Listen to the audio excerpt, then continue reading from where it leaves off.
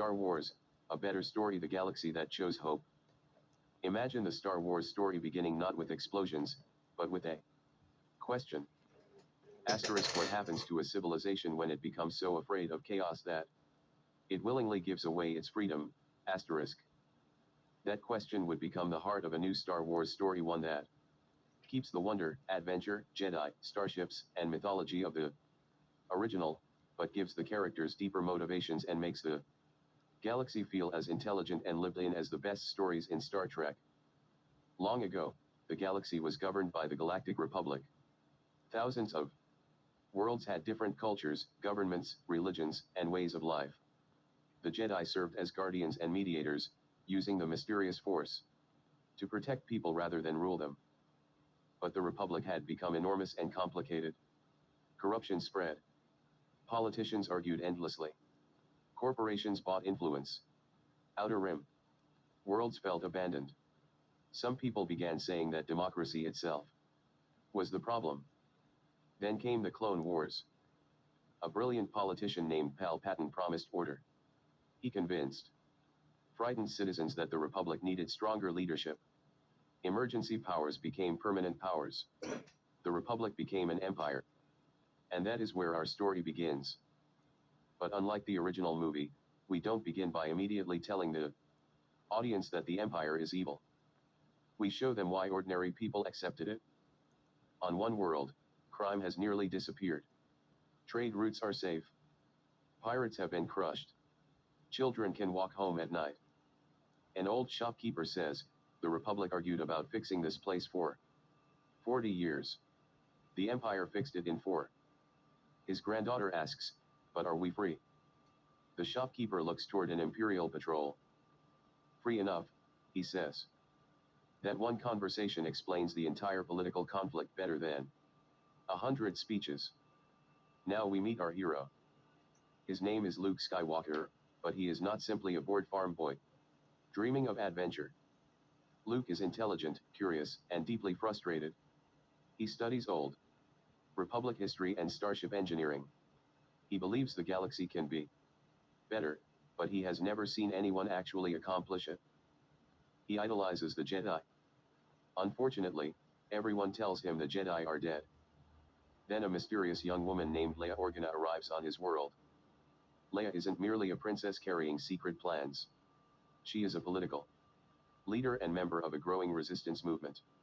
She believes the Empire cannot be reformed.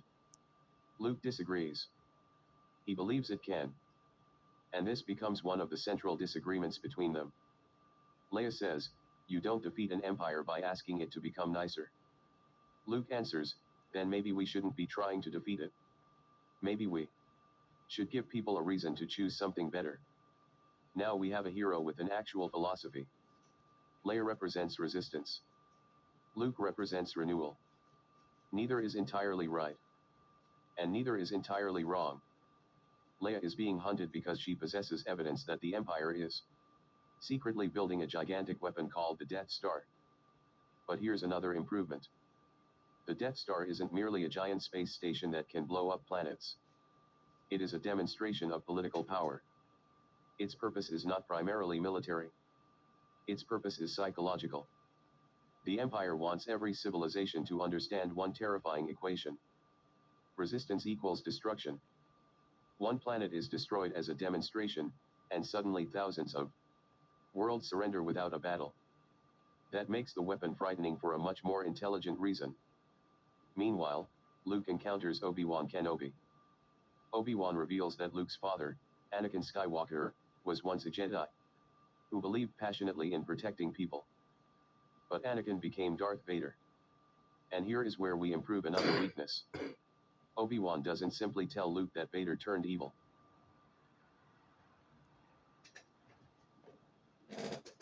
He admits,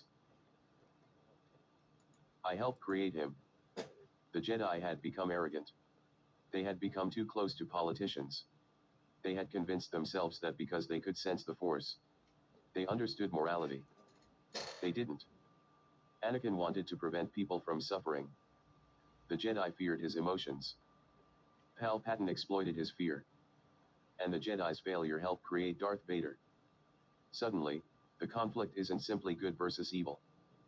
It becomes a story about institutions, fear, power, responsibility, and the consequences of believing that you alone know what is right. That is the kind of complexity that makes the best Star Trek stories endure. Luke begins Jedi training. But Obi-Wan teaches him something unexpected. The Force is not a weapon. Luke asks, then why do Jedi fight? Because sometimes violence is unavoidable. And sometimes, Obi-Wan says, the greatest victory is convincing someone not to fight. Now we meet Han Solo.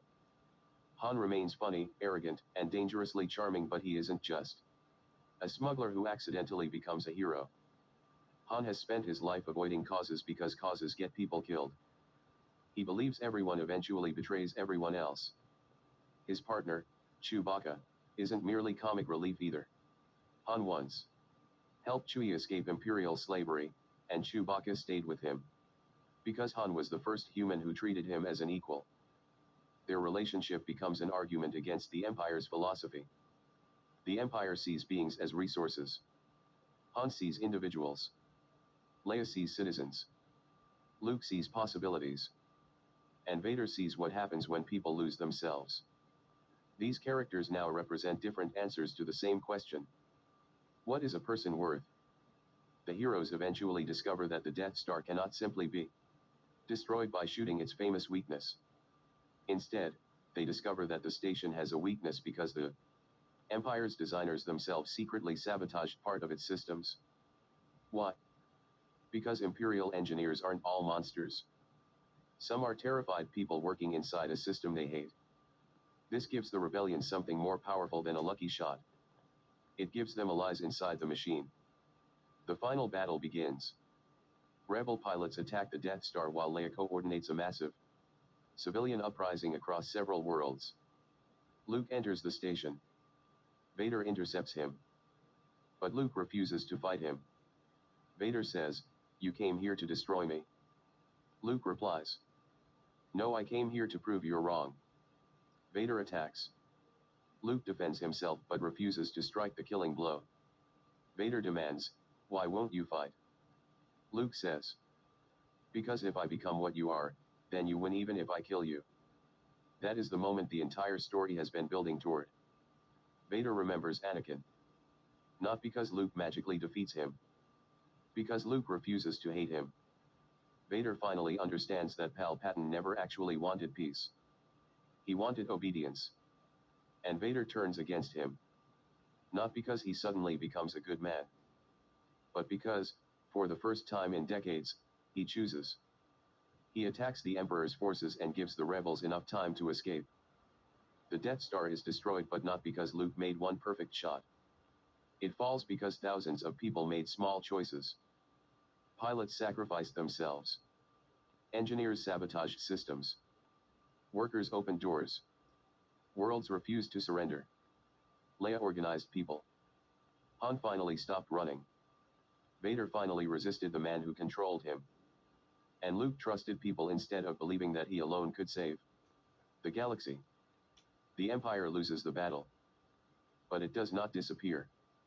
That is important. The final scene shows Imperial ships retreating. Some planets celebrate. Others remain frightened. Some Imperial worlds refuse to surrender. The galaxy is still divided. Leia looks across a battlefield and says, "We won." Luke answers, "No. We started." And that becomes the beginning of the greater Star Wars saga. Because the real victory isn't destroying the Death Star. It is rebuilding a civilization. The next stories would explore whether the rebels can actually govern better than the Empire did. Could former Imperials be forgiven? Could former enemies live together? Should the Jedi return? Should they even exist in the same form? What happens when Luke discovers that the Force isn't simply light versus dark, but something far more complicated? Could Leia become a political leader without becoming another Palpatine? Could Han learn that belonging to something doesn't necessarily mean losing his freedom? And could Vader's redemption be meaningful without pretending that his crimes never happened? Those questions would give Star Wars the same kind of lasting intellectual strength that made Star Trek so powerful.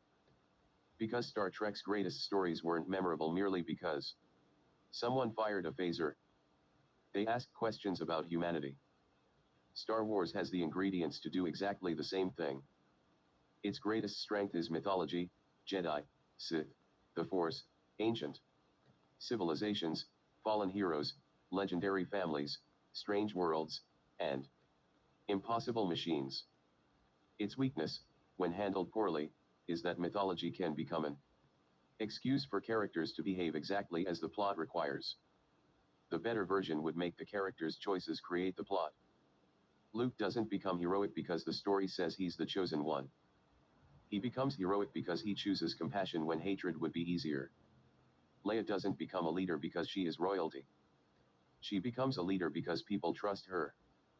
Han doesn't become heroic because he suddenly discovers courage. He becomes heroic because he finally realizes that caring about people is worth the risk of losing them. Vader doesn't become good because somebody gives him a speech. He begins redemption by accepting responsibility for what he has done. And the Empire isn't defeated because evil is conveniently destroyed. It begins to fall because people stop believing that obedience is safer than freedom. That would be the Star Wars I would want to build. Not Star Wars versus Star Trek. Not fantasy versus science fiction. But a story that combines the best of both. Star Wars would give us the myth. Star Trek would give us the questions.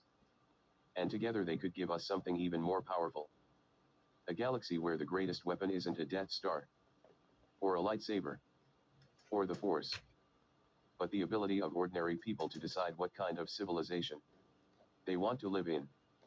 And perhaps that is what the story should have been about all along. Not how a boy becomes a Jedi. How a galaxy learns to become free.